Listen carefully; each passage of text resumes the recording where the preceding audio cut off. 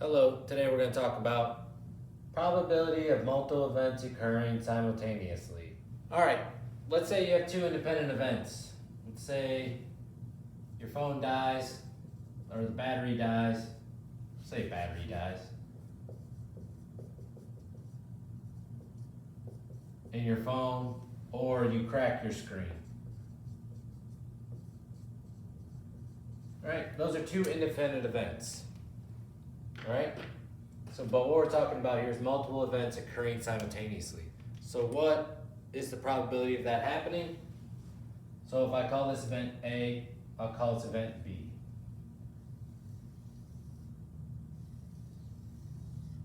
That's really bad. Let me do that again.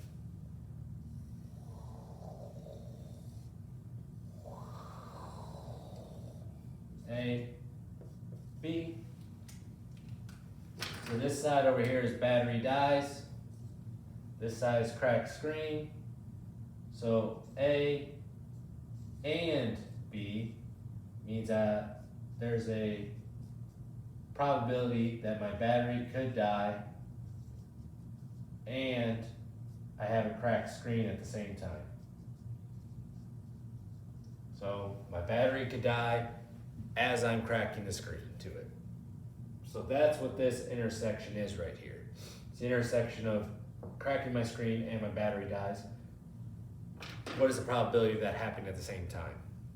All right, there's a formula for this. So I could say the probability of A and B, remember that little upside down U thing means and? I remember that because the N in the middle looks like the N there. Probability of A and B happening equals the probability of A times the times the probability of B. So you just multiply the two probabilities together to get what the actual probability would be of my battery dying and I crack my screen at the same exact time.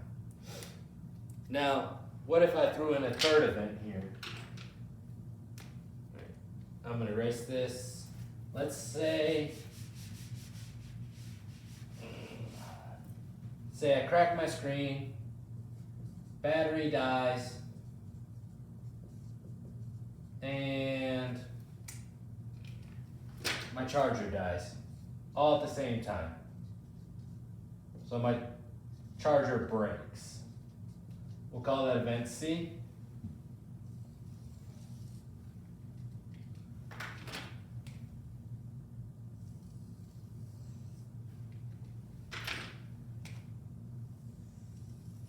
And that's where this would happen. So A and B and C. And all you would do for that one, if you're doing it, would just be this same thing equals probability of A times probability of B times the probability of C. You just multiply them all together. And that is how you find the probability of multiple events occurring simultaneously. Now we'll do some examples of it. All right, for example one, we're gonna say someone wants to be cremated. What is the probability of someone wanting to be cremated? Close enough when they die. So the probability of cremation will be 0.5. And I didn't make this example up, it's one I got, so don't be mad at me if I'm talking about cremation, right?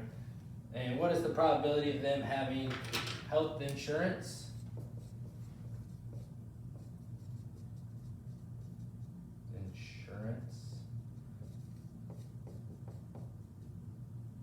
Is equal to 0.9.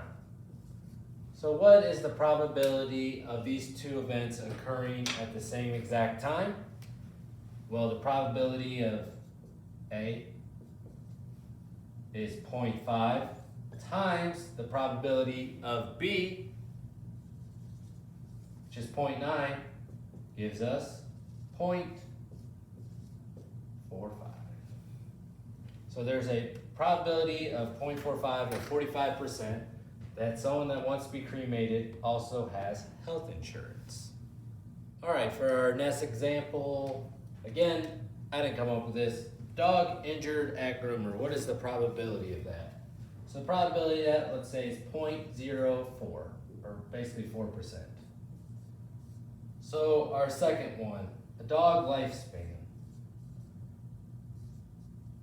What is the probability of a dog's lifespan being 10 years?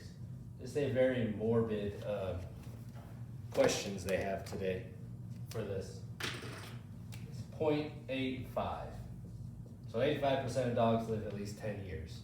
So what is the probability that you'll have a dog get injured at the groomer who also is going to have a lifespan of 10 years? Well, you multiply them together. So remember the probability of A times the probability of B. So what is A? 0.04 times 0.85. Thankfully I wrote this down already. 0.034. So there's a 3.4% chance that you're gonna have a dog get injured in a groomer and their lifespan will be 10 years. All right, but what if we added on one this time?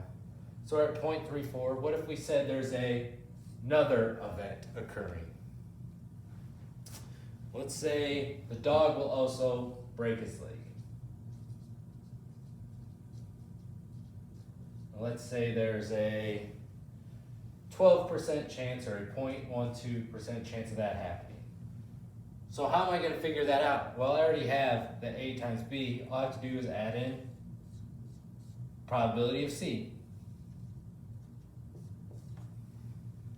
And that answer is 0.00408.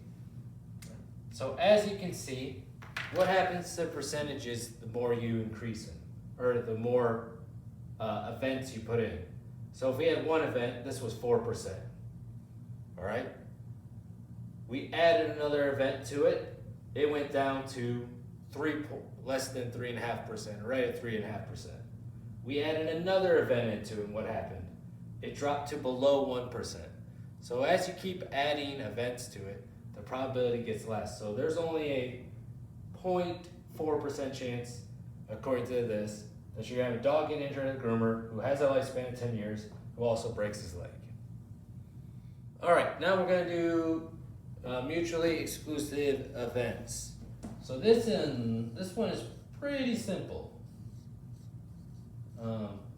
They're exclusive events, so the probability is always going to be 0. So say you come up to a stoplight, all right? You have a 50% T intersection. So what a T intersection is, it means there's a dead end. So you can go left or you can go right. You can't go straight. All right? So the probability of you going right is 50% or 0.5. The probability of you going left is 0.5. All right? What's the probability you're going to go left and right at the same time? You can't. It's impossible, so it's 0. If it's a mutually exclusive event, that means they can never happen together and is always 0%. All right? I have a marker in my hand. It's in my left hand. I say there's a 50% chance I'm going to throw it with my left hand, 50% chance I'm going to throw it with my right hand in the next second. All right? All right. A second's by. Can I throw it with my right hand right away? No, it's gone. All right? Those are mutually exclusive events. 0% chance that they can happen together. I can't go left and I can't go right at the same time. All right? Does it make sense? I hope it does.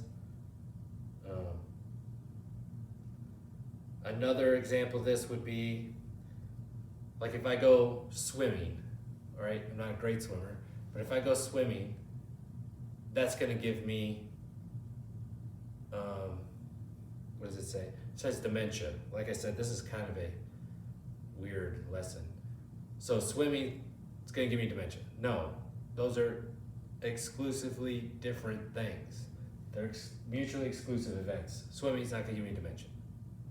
Got it? Alright, this has been probability of multiple events occurring simultaneously. Hope it helped and good luck.